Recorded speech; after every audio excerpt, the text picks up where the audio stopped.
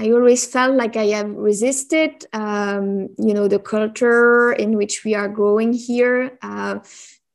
But each of us is kind of growing in a specific setting. It's usually a little bit of a setup as well, because it's usually very handled by the programming of our parents. And you can have like a backdrop parents as well, which it's not going to make things easier for you, and the school system and all of that. So I think a lot of us have to go through years of tortures before we are kind of leaving the roof maybe of our parents, and then start to probably have experience. And then once I've seen some experiences kind of repeating, I knew it had to do with me more than that reality out there, right? Why am I attracting abusive relationship? Why do I feel like I'm hunted in some public places? What is it in my energy signature that does that? And how can people even read it? There is a lot of mind wiping here. And I think we have to relearn what discernment is about, and kind of reawaken our dormant abilities. These abilities, they are used a lot in the nighttime maybe, but in our daytime, if we want to use it to our advantage, it's important to really work on maybe health help a lot as well, to kind of decalcify, and maybe movement as well has to do with that. So I think my 20s were a lot of like series of experiences of different kind. Of course, there was the new age was involved, right? Gurus, different kind of profile, handlers, some quite simple templates, and then it got more complicated as my consciousness was also rising, because maybe the old backdrop simple models wouldn't be enough to kind of keep me down. They had to send other propositions. So they sent a lot of spirited beings from when I was 26 to handle me. A lot were fractured. Some of them were kind of choosing to play a darker role here. So that's how we're gonna end up also in these engineer relationships, right? So at the end of my 20s, I kind of closed the door and started the real deep healing. And so here I was at the beginning of my 30s, and I must say I devote a lot of my time to writing, to taking notes of what insights, that come when your programming kind of breaks down. You kind of have this insight, and if you don't write them down, they might be stolen away from you. So I have all these notes, and then I try to structure them and create something that is of universal knowledge for others, because even if the setting is different for some of us, there is a lot of commonality in the programming. We can see it's never going to be exactly the same, but you have the big programming like shame, guilt, you have the traps, like the romantical traps, and so on. So at that time, I started to create online content and, create something out of it. And we're so gaslit here that I'm not sure. I was sure I had abilities before a certain age, but now I know that I'm very psychic, and my way is more clairsentient, clair-knowing. I have a little bit of clairvoyance, clairaudience sometimes, but these are my main ones. And I must say it's increasing, when fasting also gonna increase the amount of insight, and then it's also about trusting it, right? Not rejecting this intuition, but it's also tricky because we also have to deal with synthetic telepathy and like thought injection and V2K. So it's not always easy to know what's ours, what's not ours. But for me, it has to do with really recovering from being heavily gaslit, and then kind of stepping more into that, maybe that solar chakra energy center, and then believing more in it, and the more also with practice, right? Practicing a lot with others, with friends, with clients, with every day. with your pets. If you have pets, they are usually quite psychic, so you can practice also with other human beings. So I know that I've got a lot more abilities that are dormant. I know they are being used in the project, and I'm working on, and I'm happy with the speed that is going, and I see it evolving also in the next decade. The nighttime projects. Well, there is a lot going on. When yesterday feel like a long time ago, feel like you have lived many different lives. You have been somewhere, maybe in lives where you have like totally different lives there. I've been writing up my dreams for years now. And of course, there are lots of cover dreams. They are usually handled. You can have a lot of interference. I've got a lot of seeded dreams as well. That's how I got myself in some complicated and engineered things in my life. When I was 26, I was, they were like, the controllers were seeding my dreams with traveling. It was cheaper to fly to Bangkok, and that's how I ended up in a journey where I met a lot of handlers on my path. All of my travels were really, really handled. Going from handlers to handlers because of what? Because of my own programming, right? Because of different personalities and so on. So the dream time is really fascinating, and of course I try to keep as much as I can from my memory, but there is a lot of memory wiping also about the dream time, and a lot of cover and false dreams. So it's really hard to say. All I can say sometimes is the feeling I have, the time-wise, you can, time, it can feel a little bit strange, or sometimes these dreams that are made to make you upset maybe, or to generate certain feelings. So I think all of that is really fascinating for us to really study and pay more attention to, because I think it's important. And I think they also are up-leveling the level of technology to handle the astral time, because 10 years ago I was able to remember 3 different dreams, and now not anymore, not 3 dreams in a row, but I usually remember 1 at least. There was time where, when they were deploying the operation, like the psychological operation, where it was more difficult to remember dream time. The models of handlers, they are kind of becoming more intricate as I'm deprogramming, right? So at first I had like a backdrop sim handler giving workshop about self-development, for example. At the time, that was enough to kind of keep me busy with their projects instead of me focusing on what I can do, right? Because that's what a handler does. They are there to distract you mainly, to restrict you, to control, to have an influence, to upset you sometimes. And you have like all different kinds, right? You have like the simulated beings who can be handlers. You have like your regular harasser as well. The gangstalking programs are mainly led by backdrops. Now you can also be harassed and traumatized by spirited beings, but and then you also add like you can also be handled by another spirited beings, and it does happen to one degree or another in our relationship because of programming. But I think it becomes a problem when it's like when it's the main aspect of the relationship that is there to restrict, because we do gaslight each other due to a lack of discernment, because usually we really believe our handlers are different than they are. So we cannot see them as they are. So it happened a lot of time that I recommended the work of my handler, and I had different handlers.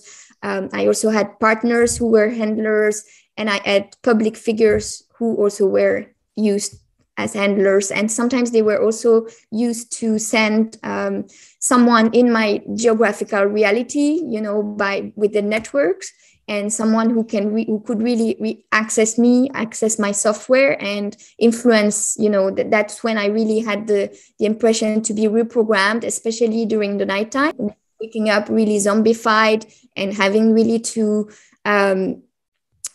kind of stop the agreement that I had signed energetically due to everything that is installed in me. So this is a huge topic. And then, you know, there are many therapists, many guru, and I see it also with my friend. You know, they can gaslight you about what your reality is about. It can be a small derailment or a bigger, right? And usually you are a highest caliber than your handlers. That's why they are sent to handle you, right? Because somehow you know, maybe the direction you're going is a little bit of a threat for here, the reality we are in. So the level of gangstalking is usually increasing. You know, usually at the beginning it's covered, right? They try to hide it, and you're being gaslit, so you're never sure why. But then, you know, when you step up maybe on the public scene, it gets more overt, and you can have like really overt stalker people kind of following you, like really with that AI stare. And at that stage, they want you to know, because that has an impact on your mind as well. You know, it happened to me that I was impressed or feeling unsafe because it was just around me, or having people at your door. It's not fun, right? And it's all meant to discourage you and distract you. And, you know, if you postpone your project for a week, that's one, you know, that's a week you're not going to get back. I had my project in mind, my website, I think for 2 years before I was able to sit and create it, built it on WordPress, you know. And at the time I was in a very handled relationship, and I think it's the suffering.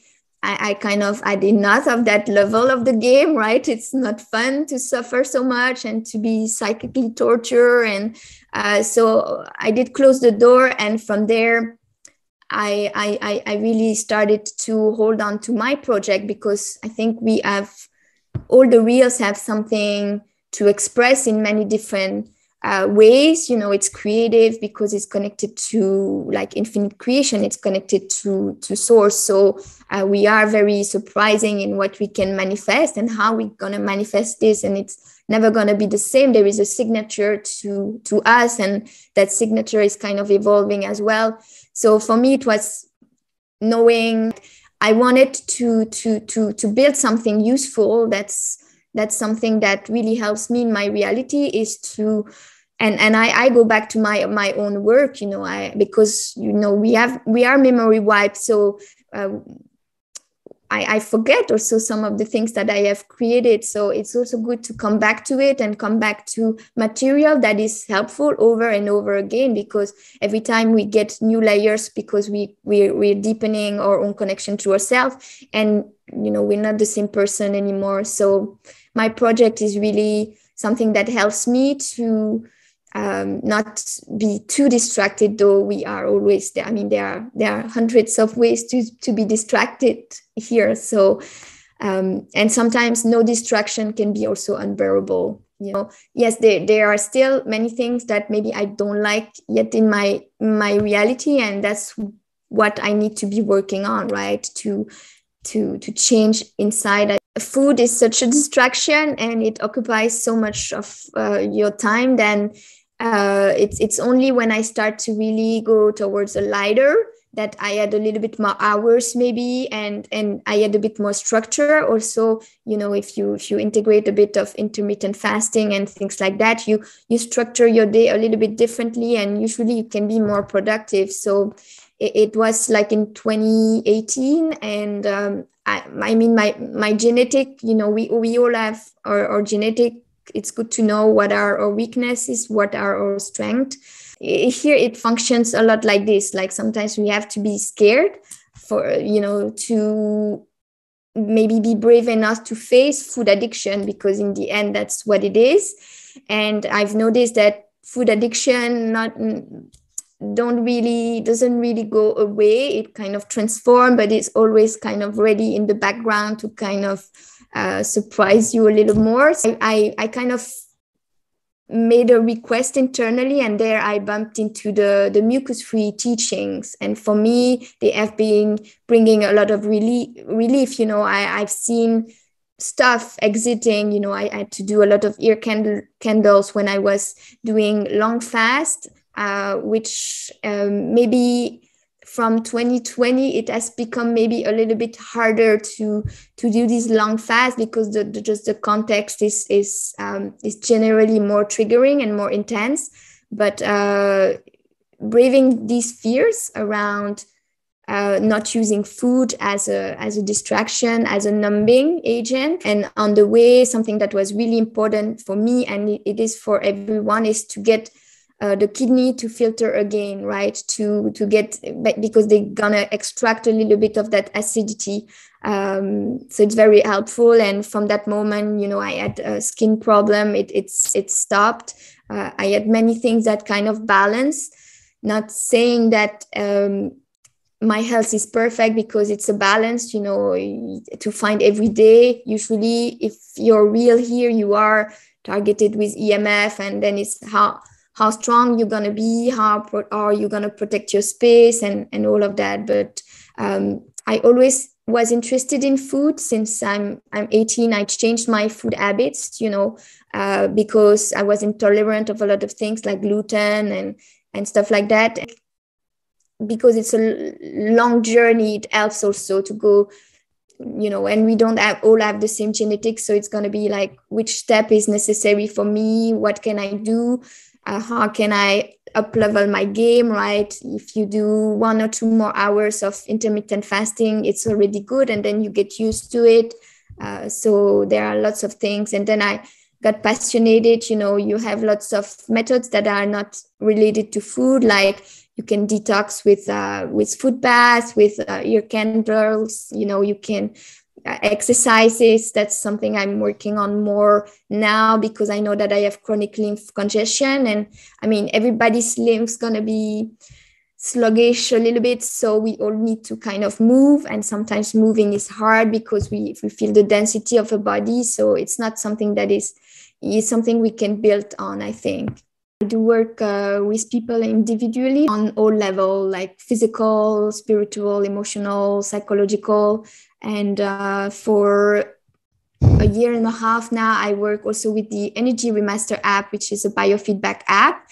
And it comes with different panels that are already written, that are amazing. It's great for shadow work as well. It's great to know, what frequencies the body is missing. It helps also to know, food-wise, like what you are allergic to, or what floral remedy can be helpful right now. I'm programming also a part of it. So, for the simulation aspect, for example, or you can also program it with the remedies you have in your own cupboards. So, I know what kind of patch maybe I need today, and it's going to be different every day. So I've been really learning to work with other beings who are interested in deprogramming.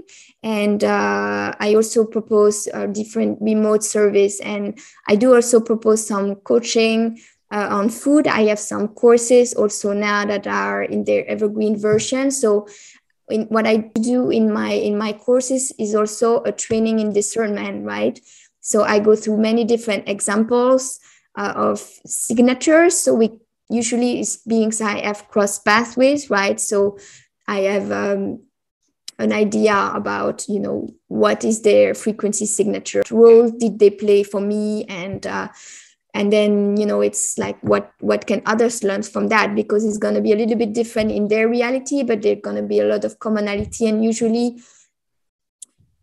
when I share, it's also to kind of trigger like insights in the mind of others, so they can know for their own reality, they can understand. Because it's very, we could write a book about each being here. So it's going to be fascinating to really study the settings and the setups, and how are we being distracted, and so on.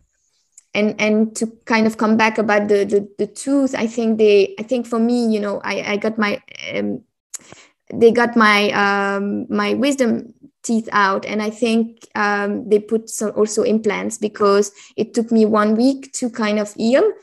And I was not like a slow healer, but it was messy. And I was not fully unconscious. I was partially conscious, but of course I wasn't seeing what they are doing. And with dentistry, there is a lot of problem with things they put in our mouth, and it's a very good location. What an operation is really awesome, because they can put something in and then kind of close it, and it's going to be very, very hard to take it out, or to even know that it's there. What can you really do about it, except if you meet like a spirited surgeon? Maybe I would consider, but in the meanwhile, it's we have to live with some of these things. It's like the gangstalking and the repression and the matrix computer not working in your favor. It's kind of part of the reality. And then who can I still be despite all of that? The last time that I've fallen sick, the last 3 years, it was because of energetic agreement that I have signed.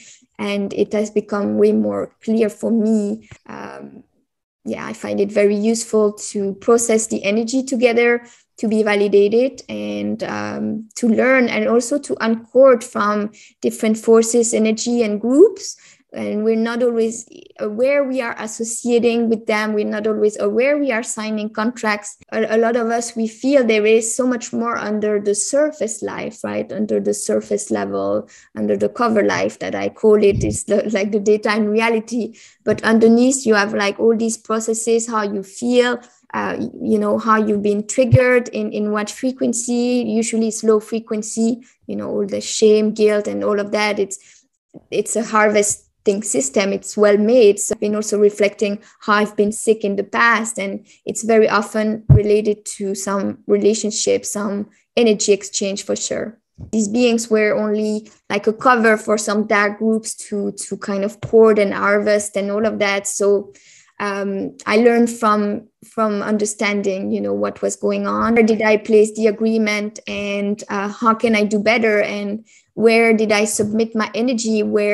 How was I being accessed? Because it has to do also with accessing your own software. You learn from your mistakes as well. You live and you learn, and you're like, oh, okay, I'm not going to do that one ever again.